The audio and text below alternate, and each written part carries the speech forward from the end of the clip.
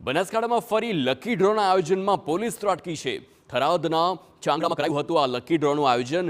જય જિનેન્દ્ર ફાઉન્ડેશન દ્વારા lucky draw યોજાયો હતો। પોલીસ સ્થળ પર પહોંચી અને ત્યારબાદ જે એજન્ટો હતા તે ભાગી ગયા। તો થરાદના ચાંગડા ગામમાં લકી ડ્રોના આયોજન પર પોલીસ ત્રાટકી।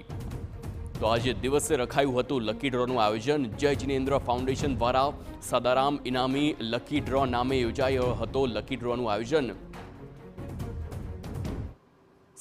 સંવાદદાતા દિનેશ ઠાકોર ફોનલાઈન પર છે। દિનેશ, જે પ્રમાણે આખું આયોજન હતું, પોલીસ ત્રાટકી, વધુ વિગતો?